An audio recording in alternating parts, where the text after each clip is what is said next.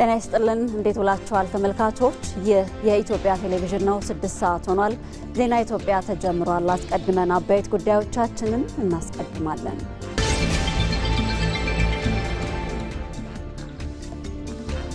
የኢትዮጵያ የዳታ ሀብት ከወርቅ ያልተናነሰ የሀገር ሀብት እየሆነ መጥቷል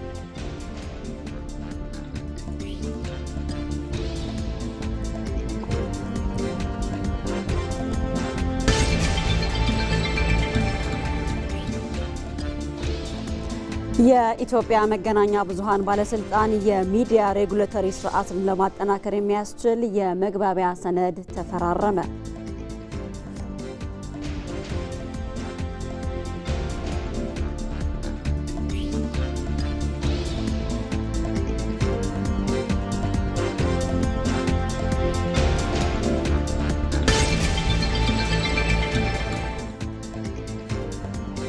ከውጭ ኢራን ከአሜሪካ ጋር የተደረሰውን ጊዜያዊ የሰላም ስምምነት ለማድረስ በተደረገው ጥረት ላይ ምንም አይነት መግባባት ላይ እንዳልተደረሰ አስታወቀች የሚሉት የሰዓቱ አበይት ጉዳዮቻችን ናቸው።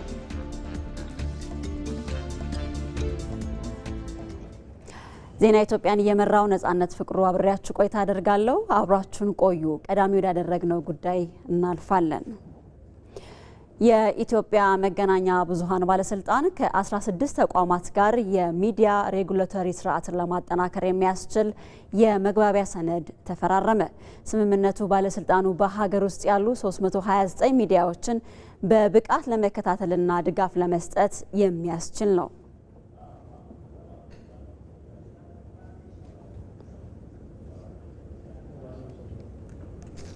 እዚህ ጉዳይ ላይ ቆይታ እናደርጋለን። በዚህ ጉዳይ ላይ ተጨማሪ መረጃ ሊያደርሰን ሪፖርተራችን ሳዳት መሐመድ ሳኒ በቀጥታ መስመራችን ላይ ይገኛል። ሳዳት እንዴት ውለሃል? ቀደም ሲል ያነሳሁት ሀሳብ አለ። በተለይ ከስምምነት የተደረሰበት ይህ የመግባቢያ ስምምነቱ ባለስልጣኑና ተቋማቱን በምን መልኩ ነው የሚያስተሳስረው የሚለውን መረጃዎችህን ብታጋራን። አመሰግናለሁ ነጻነት። እንግዲህ ኢትዮጵያ ውስጥ 329 የግልና የመንግስት ሚዲያዎች በተለያየ ዘርፍ ይሰራሉ በዚህ ወቅት ማለት ነው። እነዚህ ሚዲያዎች በኢትዮጵያ መገናኛ ብዙሃን ድርጅት ተመዝግበው የሚሰሩ ናቸው። እነዚህን ድርጅቶች ሚዲያዎች ለየብቻው ሆኖ የኢትዮጵያ መገናኛ ብዙሃን መቆጣጠር ስለማይችል መደገፍም ስለማይችል በዚህ ምክንያት እነዚህን 16 ተቋማት ጋር ለመፈራረም ዋነኛ ምክንያት ሆኖታል። እነዚህ ፊርማዎች እንግዲህ የተቋማቱ በተለያየ መንገድ ሚዲያዎች ሲንቀሳቀሱ ወይም ደግሞ ሚዲያዎችን ለመመስረት የተለያዩ እንቅስቃሴዎች ሲደረጉ ከሚያስፈልጉ ተቋማት መካከል እነዚህ ተቋማት ተመርጠዋል ማለት ነው። ለምሳሌ ሀገር መከላከያ ሰራዊት፣ ከሀገር መከላከያ ሰራዊት ባሻገር የፌዴራል ፖሊስ፣ የውጭ ጉዳይ ሚኒስቴር እንደዚሁም ደግሞ የጉምሩክ ኮሚሽን የዜግነትና ምዝገባ አገልግሎት እነዚህ ተቋማት ያሉበት የፊርማ ስምምነት ነው የተደረገው። እንግዲህ የሚዲያ አገልግሎት በአንድ በኩል ጥፋትም ሊያስከትል ይችላል፣ በአንድ በኩል ደግሞ ልማትም ሊያስከትል ይችላል። እንግዲህ ጥፋት ላይ የተመሰረቱትን ሚዲያዎች በተገቢው መንገድ ለመቆጣጠር ህጋዊ እርምጃ ለመውሰድ የነዚህ ተቋማት አጋርነት በማስፈለጉ ነው ይህ የሰነድ ፊርማ ስምምነት የተደረገው። በዋነኝነት የፊርማው ወይም ደግሞ የመግባቢያ ስምምነቱ ዋና ማዕቀፍ የመረጃ ልውውጥን ይመለከታል። በተለይ ደግሞ ከነዚህ ተቋማት ጋር የሚሰሩ ሚዲያዎችን ከመቆጣጠር ወይም ደግሞ አግባብ ያለው ድጋፍ ከመስጠት አንጻር ማለት ነው። በተለይ ሚዲያዎች ባለቤትነታቸው የተለያየ ግለሰቦች ይሆናሉ። ሚዲያዎቹ ካላቸው የባለቤትነት አንጻር ደግሞ ባለቤትነታቸው በተለያየ ጊዜ ሊቀያየር ይችላል። ይህንን ከማሳወቅ አንጻር እነዚህ ተቋማት የራሳቸውን ድርሻ ይወጣሉ ማለት ነው። ሌላው ከውጭ የሚገቡ የሚዲያ እቃዎችን ከመቆጣጠር አንጻር ነው። እነዚህ ሚዲያዎች በሀገር ውስጥ የተፈቀዱ እንዲሆኑና ግልጽ የሆኑ የሚዲያ እቃዎች እንዲሆኑ እንደዚሁ ከጉምሩክ ኮሚሽን ጋር በትብብር ይሰራል ማለት ነው። እንግዲህ የኢትዮጵያ መገናኛ ብዙሃን ዋና ዳይሬክተር ወይዘሮ ሃይማኖት ዘለቀ በዚህ ጉዳይ ላይ እንዳሉት ማዕቀፉ እንዲሰራ የቴክኒካል ኮሚቴ በመስሪያ ቤታቸውና እንደዚሁም በተቋማቱ መካከል ተቋቁሟል። ይህ የቴክኒካል ኮሚቴ እነዚህ የተፈረሙ ስምምነቶች በየጊዜው የተስተዋሉ ችግሮችን እንደዚሁም የተገኙ ፕሮግረሶችን ሪፖርት ያደርጋል፣ ይቆጣጠራል ማለት ነው። ስለዚህ ይህ የሜሞራንደም ኦፍ አንደርስታንዲንግ የመግባቢያ ስምምነት በአንድ በኩል ለሀገር ሰላምና እንዲሁም ለሀገር የሚሆኑ ሚዲያዎችን ከማበረታታት አንጻር የራሱ ሚና ይኖረዋል። እንደዚሁም ደግሞ ሀገር ላይ ዘምተው የሚሰሩ ተቋማትን ደግሞ የመቆጣጠርና እርምጃ ለመውሰድ ምቹ ሁኔታን ይፈጥራል ተብሎ ነው የሚጠበቀው። ለጊዜው ያለኝ መረጃ ይሄው ነው። ሳዳት መሐመድ ሳኒ ስለ መረጃዎች እናመሰግናለን። በህብረት ወጥነን መከንተ መካከለን ትውልድን አድነን ዛሬም ብሩህ አድርገን እናትርፈንማ ብበን በህብረት ወጥነን መከንተ መካከለን ትውልድን አድነን ዛሬም በህብረት ወጥነን መከንተ መካከለን ትውልድንማ ብበን በህብረት ወጥነን መከንተ መካከለን ትውልድን አድነን ዛሬም ብሩህ አድርገን እናማብበን በህብረት ወጥነን መከንተ መካከለን ትውልድን አድነን ዛሬም ብሩህ አድርገን እናትርፈንማ ብበን በህብረት ወጥነን መከንተ መካከለን ትውልድን አድነን ዛሬም ብሩህ አድርገን እናትርማ ብበን በህብረት ወጥነን መከንተ መካከለን ትውልድን አድነን ዛሬም ብሩህ አድርገን እናትርማ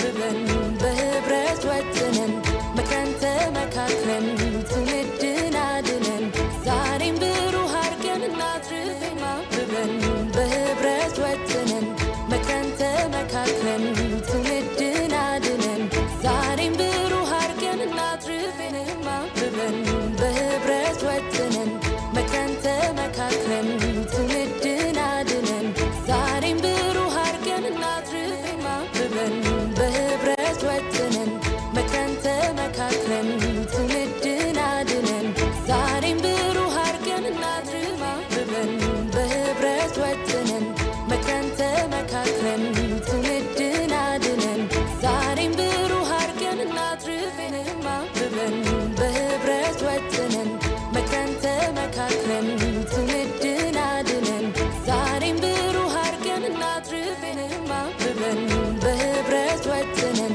መከንተ መካከለን ትውልድን አድነን ዛሬም ብሩህ አድርገን እናትርፈን መከንተ መካከለን ትውልድን አድነን ብበን በህብረት ወጥነን መከንተ መካከለን ትውልድን።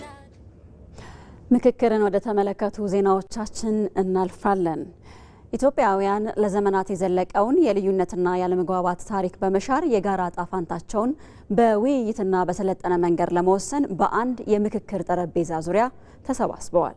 የታሪካዊ ምክክር መድረክ ደግሞ ያለፉትን የታሪክ ቁርሾዎችና ያመለጡ ወርቃማ ዕድሎችን በቁጭት በመገምገም በነፃነትና ያለ ስጋት በሚቀርቡ አዳዲስ ሀሳቦች አማካኝነት የጠፋውን ጊዜ ለማካካስ ትልቅ ተስፋ ፈንጥቀዋል። ይህንን ጉዳይ መነሻ በማድረግ ወይንሸት ደጀኔ ተጨማሪ ዘገባ አዘጋጅታለች። ለዘመናት በሰፈነው ልዩነትና አለመግባባት ምክንያት ሀገራዊ አንድነታቸው ሲፈተን የቆዩ ኢትዮጵያውያን ዛሬ በጋራ የምክክር ጠረጴዛ ዙሪያ ተቀምጠው የጋራ ዕጣ ፈንታቸውን በውይይት ለመወሰን መነሳሳቱ ታሪካዊ የለውጥ ምዕራፍና ትልቅ የስኬት ማብሰሪያ ነው። ይህ የጋራ መፍትሄ ማፈላለግ ዕድል ቀደም ሲል ባለመፈጠሩ ሀገሪቱ ለከፈለችው ዋጋና ላጣቻቸው ወርቃማ ዕድሎች ተመካካሪዎች ጥልቅ ቁጭት ፈጥሮባቸዋል። ኢትዮጵያ በውይይትና በሰለጠነ መንገድ ልታስወግዳቸው የምትችላቸውን ማህበራዊና ፖለቲካዊ ችግሮች በውዝግብና በትርክት በመግፋቷ ምክንያት የደረሰባትን ዘመናት የተሻገረ ጉዳት ያስታወሱት የምክክሩ ተሳታፊዎች አሁን የተዘረጋው መድረክ ሀሳብን ያለምንም ገደብና ስጋት በነፃነት ለማንሳት ለማዳበርና ወደ ጋራ ማዕከል ለማምጣት ሰፊ ዕድል በመክፈቱ የጠፋውን ጊዜና ዕድል ለማካካስ ትልቅ ተስፋ እንደፈነጠቀላቸው ተናግረዋል። እስከዛሬም ድረስ ቀድሞ ቢዘጋጅልን ኖሮ ይሄ ትርምስ ባልተፈጠረ ነበር። ይሄንን ምክክር እያደረግን እርስ በራሳችን እየተወያየን ቀጥለን ቢሆን ኖሮ ዛሬ ለየት ያለች ኢትዮጵያን እንገነባ ነበር። ይሄ ልማት መጥቶ በዚህ ልማት ላይ ደግሞ ኢትዮጵያ አንዶና ስቀጥል እጅግ የሚያስደስት ቦታ እንደርስ ነበር። ባለመኖሩ ነው ስንቦጫጨቅ የኖር ነውና አሁን ላይ ግን ይሄ ምክክር ትልቅ ትምህርት አግኝቶ ይገባል ብዬ ነው መገመታው። ከዚህ ምክክር ኢትዮጵያ የምር ምጥ ላይ የነበረች ሀገር መሆኗን በደንብ ያሳያል። ለምን ከውይይቱ የምንረዳው ዜጎች ከሚያነሱት ጥያቄዎች ዜጎች ከሚያደርጉት ጥያቄና ከሚያነሱት ንትርክ አለመግባባቶች የሚያሳዩት ለረጅም ዘመናት የቆዩ ያልተመለሱ ጥያቄዎች ውይይት ያልተደረገባቸው ይሄ ያልተለመደ አዲስ ትሬንድ መሆኑን በደንብ ነው የሚያሳየው። አሁን እውነትም ኢትዮጵያ ምጥ ላይ ነበረች፣ እውነትም አዲስ ሰውን ኢትዮጵያ እየፈጠረ ነው የሚያስብል ነገር ነው። በደንብ ተስፋ ያለው ነገር ነው የሚያሳየው። ለሀገራዊ ምክክሩ የተለዩት 8 ዋና ዋና አጀንዳዎች በኢትዮጵያ ሀገረ መንግስት ግንባታ ሂደት ውስጥ ስር የሰደዱና ውስብስብ የሆኑ የዘመናት ችግሮችን በጥልቅ በመፍታት ዘላቂ መፍትሄ ለማምጣት ያለሙ ናቸው። በምክክር መድረኩ የሚነሱ ማናቸውም አጀንዳዎች ለውይይት የሚቀርቡ ምክረ ሀሳቦች እንጂ ቅድመ ሁኔታ የተቀመጠባቸው የመጨረሻ ውሳኔዎች አለመሆናቸውን ተመካካሪዎች ይናገራሉ። ኢትዮጵያ ምንኮራባት ዓለም እኮ በጉጉት የሚያት ባህሎች ያላት ሀገር ናት፣ እሴቶች ያላት ሀገር ናት። እና በገዳ አፋር መድዓ ማአት ነው ብሄር በየአካባቢ ያለው በጣም ሰፊ ባህል ያላት። ይሄንን ችግሮቻችን ግን መወያየት ተስኖን የውጭ ተጽዕኖ እያሳደረብን። ስለዚህ ዛሬ ላይ ያደረግን ያለነው ችግሮች ቢገጥሙን እንኳን እንዴት መፍታት እንዳለብን ምክረ ሀሳብ ለሚመለከተው አካል ምክረ ሀሳብ ነው የምናቀርበው እንጂ ውሳኔ አይደለም። ይህም እያንዳንዱ ተሳታፊ በከፍተኛ ኃላፊነት ስሜት፣ ግልጽነትና ቁጭት የሀገሪቱን የውል እውነት ለማዋለድ በሚደረገው ጥረት ውስጥ የበኩሉን አሻራ እንዲያኖር መንገድ ከፍቷል። የሚገርመው የአጀንዳ አቀራረጹ ነው ለኔ ታሪክ የሆነብኝ። ትክክለኛውን የኢትዮጵያ ሕዝብ ውስጥ ያለውን ችግር አብጠርጥሮ የወጣና የተያዘ አጀንዳ ስለሆነ በምንም አይነት መልኩ ሳይፈታ የሚቀርም የለም፣ ይፈታልም ብዬ አስባለሁ። ይሄ ምክክር እነዚህ ጎጂ ነገሮች ከኢትዮጵያ ምድር ተወግደው በመተባበር በመነጋገር በመረዳዳት ሀሳብ በመለዋወጥ ጥሩ ነገር ወደፊት ሀገሪቷ ልታገኝ ትችላለች። ህዝቦች በመፈቃቀር ሊኖሩ ይችላሉ። ሀገሪቷ ሰፊ ነች። ሰርቶ መብላት የሚፈልግ ሰው የሚበቃት ሀብትና ቦታ አላት እና ይሄ ምክክር ይህንን ነገር በደንብ በጥሩ ሁኔታ ሊያስኬድ ይችላል። ኢትዮጵያውያን የጋራ ቤታቸውን ሊያጸኑ፣ ማህበራዊ ውላቸውን ሊያጸኑ የሀሳብ የበላይነትን ማዕከል አድርገው እየተመካከሩ ነው። በምክክር ጉባኤው በርካታ አመለካከቶች በምክንያት እየቀረቡ ነው። ተቃራኒ ሀሳቦች በአመክንዮ እየተስተናገዱ ነው። አንዱ የሌላውን ብሶት እያዳመጠ ቀስ በቀስ የመግባባት ጎዳና እየተጠረገ ይገኛል። በሌላ በኩል በኢትዮጵያ ፖለቲካ ውስጥ አይነኬ የሚባሉ ጉዳዮች ጭምር በሀገራዊ ምክክር መድረክ ላይ በግልጽ መወያያ አጀንዳ እየሆኑ መጥተዋል። ሀገራዊ ምክክር ደግሞ የፖለቲካ ባህላችንን የሚቀይር ወርቃማ እድልንም ይዞ መጥቷል። ብርቱካን አስናቀ በጉዳዩ ላይ ተጨማሪ ዘገባ አላት። ኢትዮጵያ በታሪኳ በርካታ የፖለቲካ የማህበራዊና የኢኮኖሚያዊ ለውጦችን ብታስተናግድም አብዛኛዎቹ የስልጣን ሽግግሮችና የፖለቲካ ልዩነቶች እልባት ሲያገኙ የኖሩት በጉልበትና በጦር መሳሪያ እንጂ በሰለጠነ የጠረጴዛ ዙሪያ ውይይት አልነበረም። የሀገረ መንግስት ግንባታ ታሪካችንን በተመለከተ የሚነገሩ የሚጋጩ ትርክቶች፣ የፖለቲካና የኢኮኖሚያዊ ተጠቃሚነት ቅሬታዎች እንዲሁም የማንነትና የራስ አስተዳደር ጥያቄዎች በሙሉ ዛሬም ድረስ ልዩነት ሆነው የዘለቁ ጉዳዮች ናቸው። ይሁን እንጂ የኢትዮጵያ ችግር የልዩነቶች መኖር ብቻ ሳይሆን እነዚያን ልዩነቶች ለማስተናገድ የተሄደባቸው የተሳሳቱና አመጽ የወለዱ አካሄዶች ውጤት ጭምር ነው። ሰዎች ፍላጎቶቻቸው ሳይሳኩ ሲቀሩ እንደ አማራጭ የሚወስዷቸው ነገሮች አሉ። እኛ ጋር የተሞከሩ ነገሮች አሉ። ግን እነዚያ እንደማያዋጡ እንደ ቤተሰብ ኢትዮጵያውያን አንድ ሆነን በጠረጴዛ ስር ላይ ቁጭ ብለን ማውራት እንዳለብን የሚያሳዩ ነገሮች መሆናቸውን ነው ያየሁት። በሀገራችን የፖለቲካ ባህል መንግስታት ሲቀያየሩ አሸናፊው የራሱን ፍላጎትና አስተሳሰብ በሌላው ላይ መጫኑ፣ ተሸናፊው ደግሞ አድፍጦና ቂም ይዞ ጊዜውን መጠበቁ የተለመደ ሆኖ ቆይቷል። በዚህም ምክንያት ልዩነቶችን በሰላማዊ መንገድና በውይይት መፍታት እንደ ድክመት፣ በጉልበት ማስገደድ ደግሞ እንደ ጀግንነት የሚቆጠርበት ማህበረ ፖለቲካዊ ልማት ተፈጥሯል። ከዚህ የታሪክ ዳራ በመነሳት ሀገራዊ ምክክር ኮሚሽን ተቋቁሞ እነዚያን የቆዩና ስር የሰደዱ ችግሮች በውይይት ለመፍታት መሞከሩ በራሱ የዘመናት ታሪካዊ ስብራትን ለመጠገን የተደረገ ትልቅ ጅማሮ ነው። እዚያም ያሉ ግጭቶች አንዳንዶቹ በጣም ትልልቅ ግጭቶች ናቸው፣ ጦርነት የሚባሉ ናቸው። ምክንያቶቹን ፈልቅቆ አውጥቶ በአጀንዳ መልክ አምጥቶ ወደ ሀገራዊ ምክክር ኮሚሽኑ በማምጣት ወደ ምክክር ብንመነዝራቸው፣ ዲያሎግ ብናደርግባቸው የበለጠ ይጠቅሙናል የሚለውን ኢትዮጵያ ሀገራዊ ምክክር ኮሚሽን ጥያቄዎችን ከማቅረብ ቦዝነን አናውቅም። ለዘመናት በኢትዮጵያ ፖለቲካ ውስጥ የተከለከሉ ተብለው የሚታሰቡ ብሎም ለማንሳት የሚያስፈሩ በርካታ ጉዳዮች ነበሩ። የሀገራዊ ምክክሩ የመጀመሪያውና ትልቁ ስኬት እነዚህን የፍርሃት ቆፈኖች መስበሩ ነው። ቀደም ሲል ለግጭት ይዳርጋሉ በሚል ስጋት በይደር ሲተላለፉ የነበሩ መሰረታዊ የህገ መንግስት፣ የሰንደቅ ዓላማ፣ የወሰንና የታሪክ አረዳድ ልዩነቶች አሁን በጠረጴዛ ዙሪያ በግልጽ እየተነሱ ነው። ልዩነቶችን ወደ መወያያ አጀንዳ መቀየር ማለት ሀሳብን በሀሳብ አሸንፎ ወይም ተደራድሮ የጋራ መግባባት ላይ ለመድረስ መወሰን ማለት ነው። ለዚህም ነው ሀገራዊ ምክክር የፖለቲካ ባህላችንን የቀየረ ወርቃማ እድል የፈጠረ ነው የምንለው። የዚህ ሀገር ፖለቲካ በረጅም ዘመን ችግር ውስጥ የከረመ በተቃርኖ የተሞላ በሆነ መንገድ መፈታት ያለበት ስለሆነም በጠመንጃ ተሞክሮ አዙሪት ውስጥ ብቻ ከመግባት ባለፈ ምንም አይነት መፍትሄ ያላመጣ ነው። የኢትዮጵያ ፖለቲካ በውይይት በሰለጠነ ድርድር በሀገራዊ ምክክር ነው የሚፈታው። የውይይቱ የመጨረሻ ውጤት ምንም ይሁን ምን ምክክሩ ያስገኘው ወርቃማ ድል የሚለካው ዜጎችና የፖለቲካ ኃይሎች ከኃይል ይልቅ በጠረጴዛ ዙሪያ መክበባቸውና መነጋገራቸው በራሱ ትልቅ ስኬት በመሆኑ ነው። ስለዚህ መላው ኢትዮጵያውያን ይህንን ወርቃማ የመወያየት እድል እንደ አይን ብሌን ጠብቀው ልዩነቶቻቸውን በሀሳብ ልዕልና አቻችለው ብሩህ የሆነች ሀገር ለቀጣዩ ትውልድ ለማስረከብ የጀመሩትን ጉዞ ከዳር ማድረስ ታሪካዊ ግዴታቸው ነው። ጠረጴዛ መክበባችን የነገው ሰላማችን ዋስትና ነው። ለረጅም ጊዜ ከምክክር ይልቅ ጦርነትን እንደ አማራጭ በመወሰዱ ወጣቶች የግጭትና የጦርነት ሰለባ ሆነው ቆይተዋል። ይሁን እንጂ በመጠናቀቅ ላይ ያለው ሀገራዊ ምክክር ዘላቂ ሰላምና ልማትን በማምጣት ረገድ ሀገር ተረካቢ ለሆኑት ወጣቶች ብሩህ ተስፋን ሰንቋል። ጀማል አህመድ በዚህ ጉዳይ ላይ ተጨማሪ ዘገባ አለው።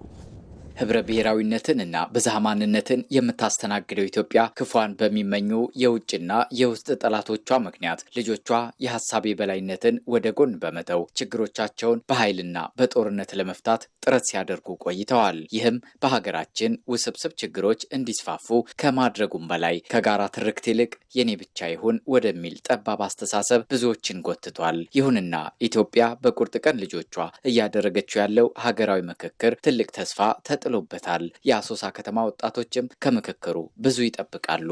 ከተለያየ የሀገሪቱ ክፍል የሄዱ ህዝቦች በጋራ ሆኖ ለአንድ ወር ያክል አሁን አጀንዳዎቹ በደንብ በሰከነ ሁኔታ ልዩነቶችን በማስወገድ ያለው ልዩነትን በማስወገድ አንድ ወደሚያደርገን ወደሚሰበስበን ሀገርን ወደምታሻገር የሀገርን የበላይነትን ወደምታሳይ የሀገርን የሉዓላዊነትን ወደምታሳይ አጀንዳ ሀሳብ መግባባት መድረስ ለኢትዮጵያ ለነገዋ ትውልድን ትልቅ ተስፋ ነው የምትሆነው ማለት ነው። እንደ ሀገር ብዙ ችግሮች ነበሩ። በንግግርና በምክክር የማይፈታ ነገር የለም። ሁሉንም ያማከለ ስለሚሆን እየተከታተልን ነው ያለውን ጉዳይ። ይሄ የሁላችንም እቅድም ነው፣ የሁላችንም ተስፋ እዚህ ላይ ተንጠለጠለ ነው።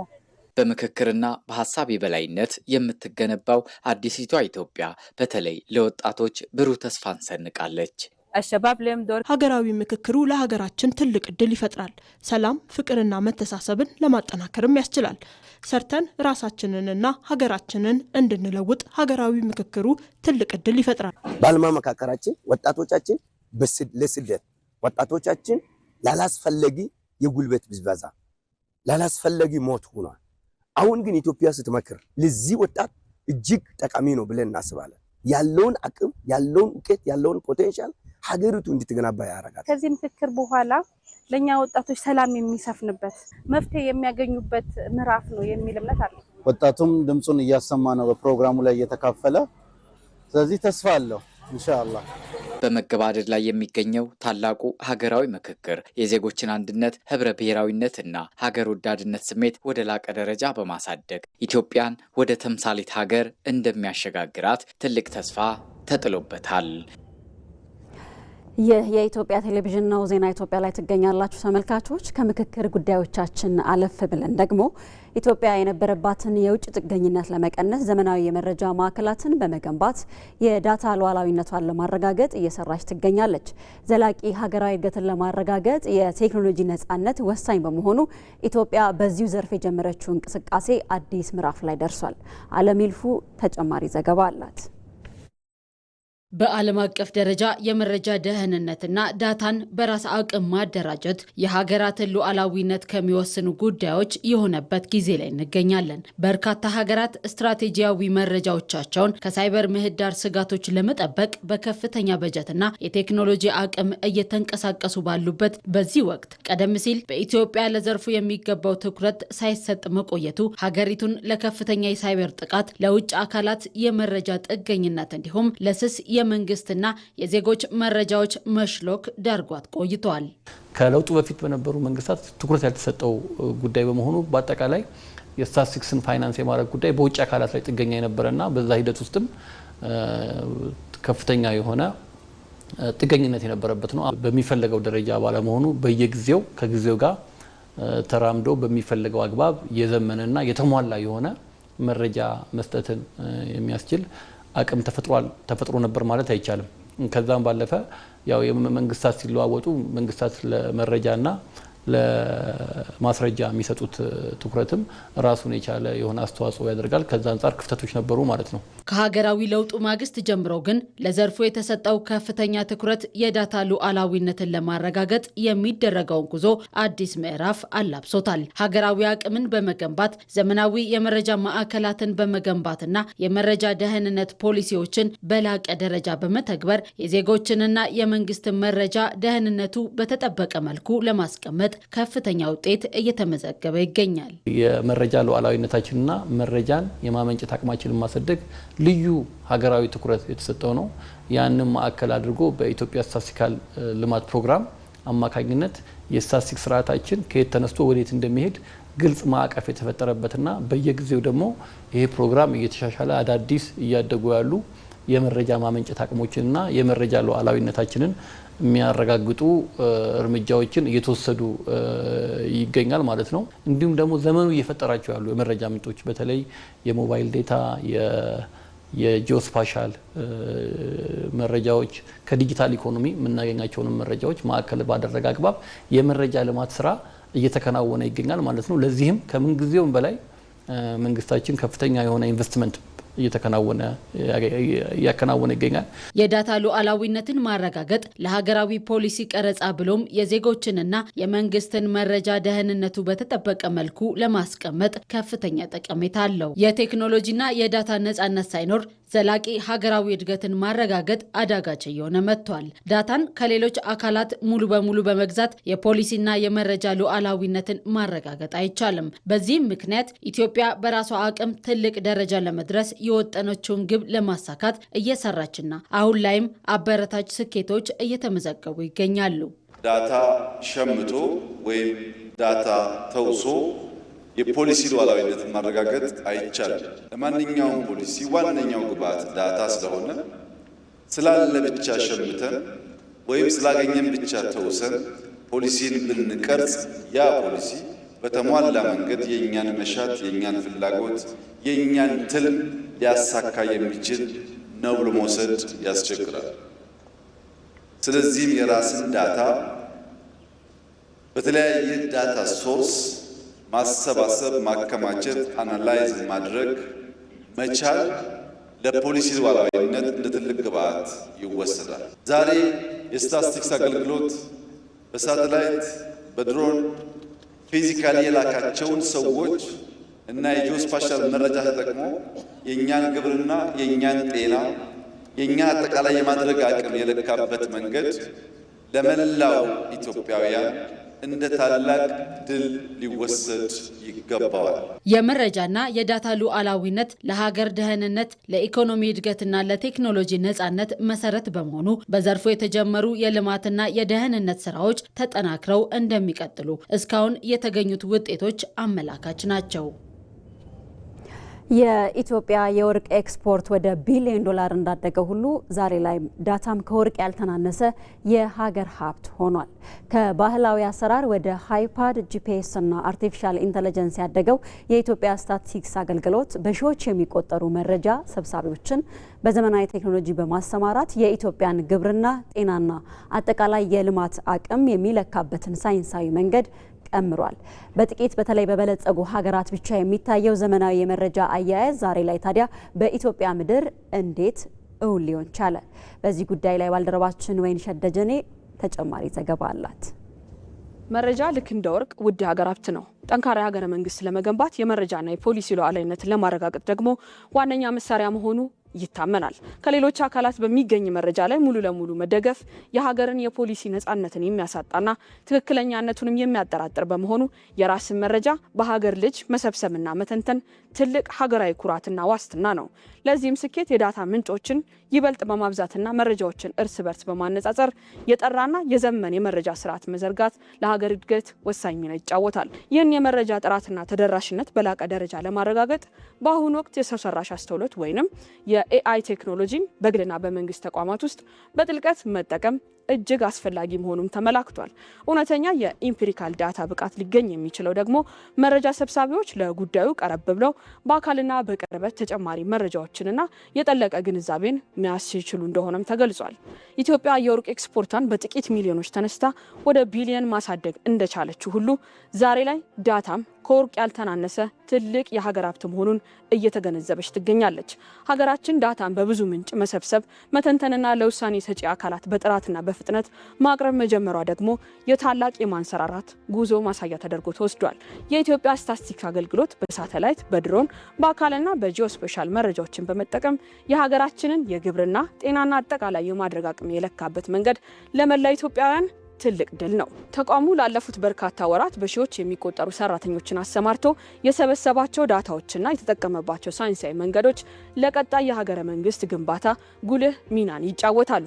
በተለይም የቴክኖሎጂ አጠቃቀምን በተመለከተ ደግሞ በአሁኑ ወቅት የስታቲስቲክስ አገልግሎት ከ50 እስከ 60 ሺህ የሚደርሱ ዳታ ኮሌክተሮችን አይፓድ አስይዞ ያሉበት የጂፒኤስ ሎኬሽንን በቅርበት በመከታተል ማለት ነው የዳታ ቫሊዴሽን ወይንም የማረጋገጫ ስርዓትን በመጠቀም መረጃዎችን ይሰበስባል። ይህም ተቋሙ ቀደም ሲል ከነበረበት ባህላዊ አሰራር ጋር ሲነጻጸር የሰማይና የምድር ያህል ልዩነት ያለው ትልቅ የሪፎርም ስኬት ነው።